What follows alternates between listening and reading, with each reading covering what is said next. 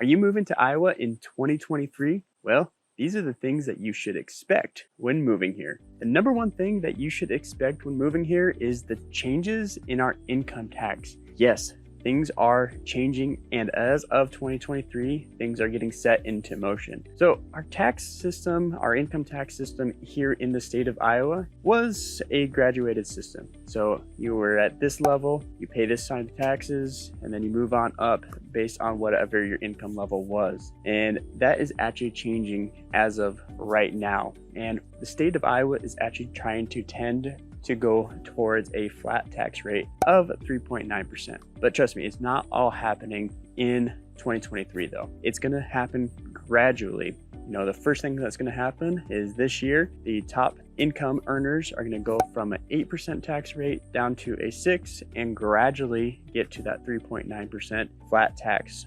And if you're moving here and you like the idea of a flat tax for everybody, well, you're gonna really like this because 3.9% income tax is a heck of a lot better than the graduated system that we had before. And trust me guys, these things are changing all the time. And I know this because I've lived in the state of Iowa my entire life. And that is really why people give me a call all the time, because I do know the state. I've lived pretty much everywhere in the state at least once or twice. So if you have questions about a certain area, well, my number is popping up down below. Give me a call, send me a text, and email me if you'd like an answer to some of those questions. And the number two thing that you're gonna notice about moving to the state of Iowa is there's small towns everywhere. And if you like the small town vibe, you're gonna really like the state of Iowa. But if you don't, you may not like it, because our cities are not terribly big. You know, our largest city is the city of Des Moines. The metro area there is only 700,000 people,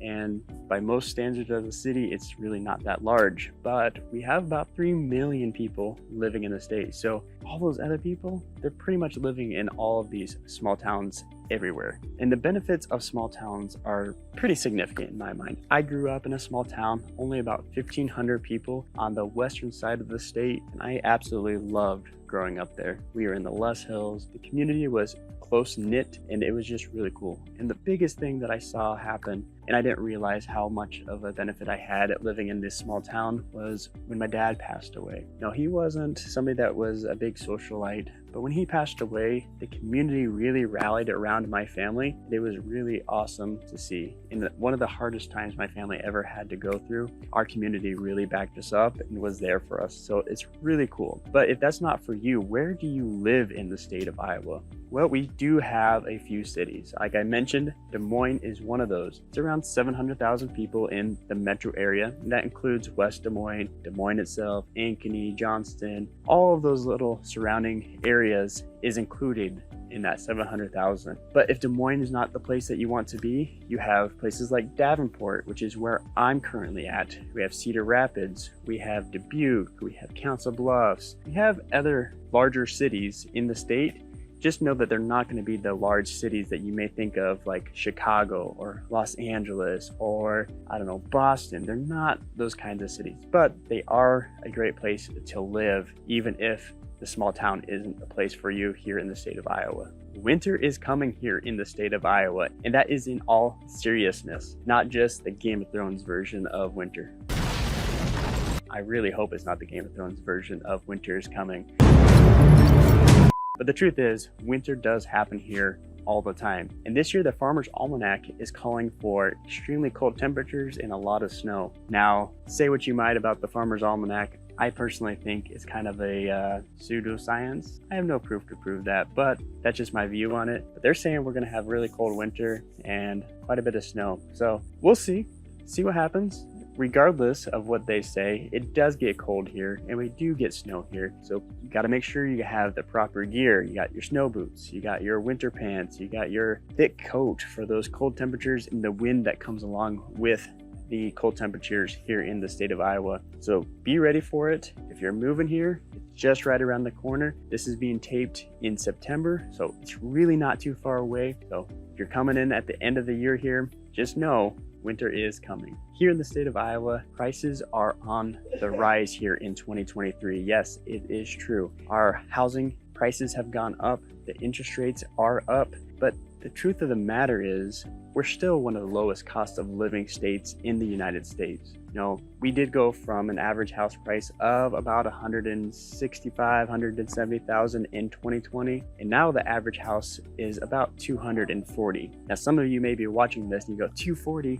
That's nothing where I'm from. And that is my point. We're still a great cost of living state to live in, but it is a significant jump for us who have lived in the state to see those prices go up that high just in a few years. Not that we're unique. Every market in every state has gone up, but it definitely has happened here as well. If education is important to you in the state of Iowa, things are changing around the education in 2023. The governor of the state has introduced a new bill stating that they're going to be funding students, not the system. So what does she mean by that? From what I've read, basically the bill is saying that each student is going to get a set allowance of money, and they can choose to either go into a private school or they can still choose to go to the public school. But the point is you get a school choice when coming to the state. Now, it's not all happening right in 2023. It's just starting to get rolling, but know coming in that it is coming down the path.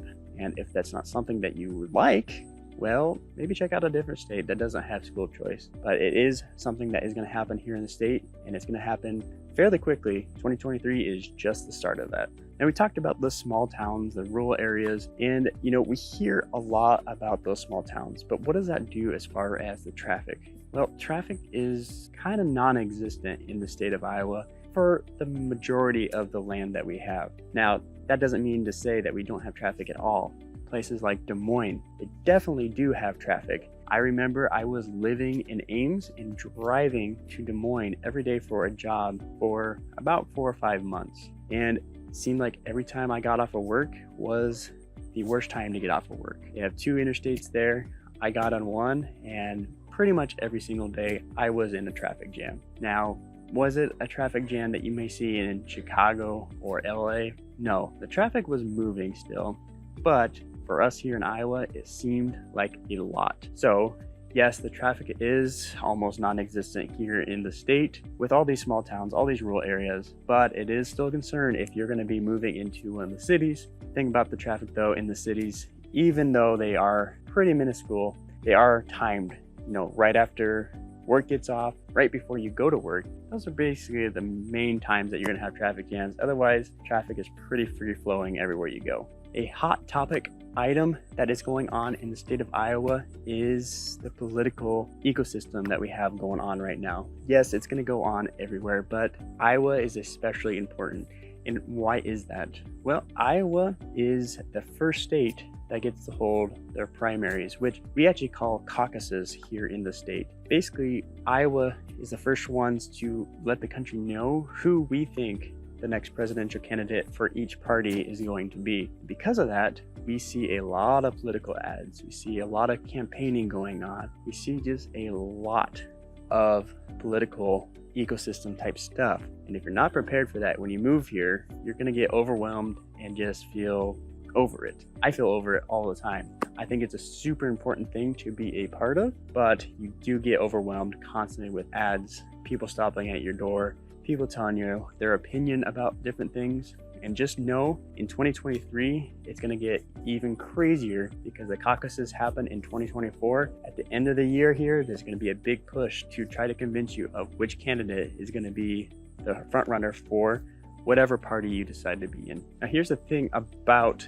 the politics in Iowa. Yes, we can disagree on a lot of different policies, a lot of different things, but for the most part, we are still Iowa nice. And that is super important to know that the people of Iowa are going to be extremely friendly to you. They're going to be polite. They're going to be understanding, and it goes throughout the state. You see this everywhere. Neighbors are acting as neighbors. It's really cool to see because a lot of these other places that you go to, the big cities, the Chicagos, the LAs, all of those places anymore, your neighbor is almost your enemy. So it's really hard to see that in our nation right now. But Iowa still has maintained somewhat of a community here in the state, and it's really cool to see. So if that's something you like, Iowa might be the best place for you. But hey, like I said, I've grown up in this state. I understand all aspects of it.